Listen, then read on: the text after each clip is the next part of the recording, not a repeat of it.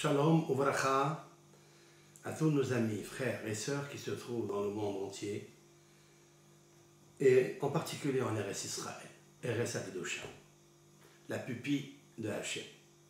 Comme il est marqué,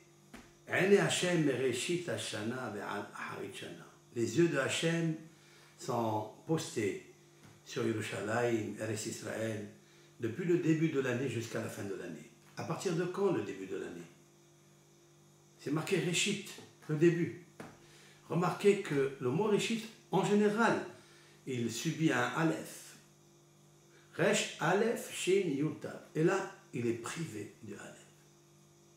Réchit, il est marqué Resh, Shin, Yuta. C'est Tishrei. C'est l'anagramme du mot Tishrei. C'est fait exprès. L'Éternel, il regarde le peuple d'Israël à travers Jérusalem et le Beth Amikdash depuis le début de l'année, Rosh Hashanah jusqu'à la fin de l'année, le mois de Elul. Le mois de Elul, c'est le signe zodiacal de Betula, la virginité, un dossier vierge devant Akadosh Baruch Hu. Pour entrer en cette fête, à quelques minutes avant Minha, le Minha de Rosh Hashanah qui corrige tous les Minha de toute ta vie. Et le Arbit de Rosh Hashanah corrige tous les Arbits de l'année et de toute ta vie, si tu le fais bien, si tu rentres avec cette idée. Quelle idée? Pourquoi le jour de Rosh Hashanah est un jour de Simha, comme il est marqué?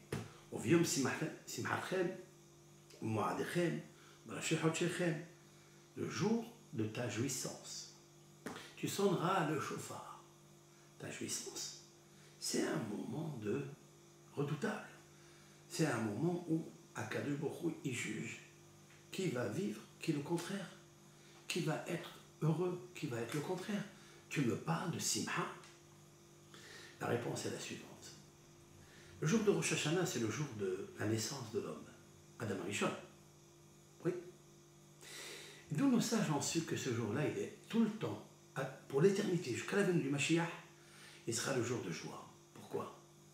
Parce que Akadosh Baruch Hu, il a dit à Adam Rishon, viens avec moi. Je te promène dans le Gan Eden.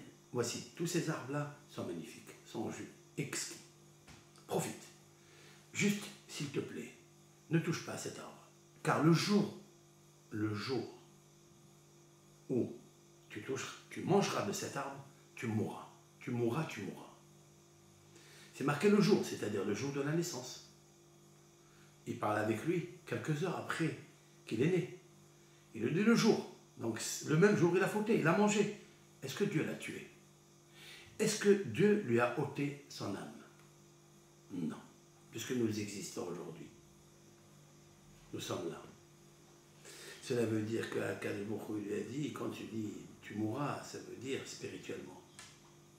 La plus grande mort de l'homme, c'est la spiritualité. Lorsque son marout, son intérieur, n'est pas vivant. Et Akadosh Baruch Hu lui a dit, je vais te pardonner ce jour-là, si tu fais Teshuvah. Et comme c'était un vendredi, et il a fait Teshuvah, il est rentré à Shabbat, le 7e jour, le 7e millénaire, il a dit, Mizmor Shir Leom à Shabbat. Il a chanté à Akadosh Baruch Hu le jour du Shabbat. Voilà pourquoi on doit chanter le jour de Shabbat, parce qu'on a été accepté le même jour de la Teshuvah. Lorsque le jour de Rosh Hashanah de Adam Arishon était Bissimha, parce qu'il a obtenu la joie d'être pardonné, de lui avoir laissé encore un temps de faire Teshuvah, c'est ça, Obiom Simhachem. C'est pour ça qu'on est sûr qu'Akadosh Baruch Hu va nous inscrire dans le livre de la vie, de la joie. Prenez cette idée, rentrez avec le jour de Rosh Hashanah. Vous allez voir qu'elle va vous enflammer, elle va vous aider à dire qu'Akadosh Baruch Hu, il n'y a pas plus grand que lui. Comme j'ai dit, agrandis à tes yeux la clémence de ton Créateur. Que par sa bonté, il a remplacé la potence par la repentance. En ce mois de balance, alors active ta conscience par l'intelligence et saisis ta chance. La chance, elle est là. Il ratsonne que Akadosh Baruch Hu qui nous inscrit dans ce livre de la vie. Mais pourquoi il est marqué dans le livre de la vie? Qui nous inscrit à la vie. Pourquoi un livre de la vie? Le plus grand livre de la vie que tu dois demander à Hachem, c'est le livre de la Torah. Que tu sois parmi ceux qui étudient la Torah. Tu as la chance que toi, tes enfants, tes petits-enfants étudient la Torah. C'est pour ça qu'il s'appelle Sefer HaHaim. Parce que c'est seulement dans le Sefer que tu peux vivre. Comme nos sages l'ont déjà prescrit dans les maximes de nos pères, lorsqu'ils disent Marbe Yeshiva, Marbe Chochma, Marbe Torah, Marbe Haïm.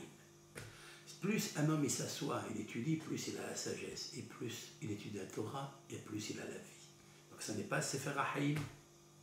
C'est dans ce livre que tu dois prier. Et avec ça, Be'ezrat Hashem, tu combattras contre les forces du mal qui agitent ton tour.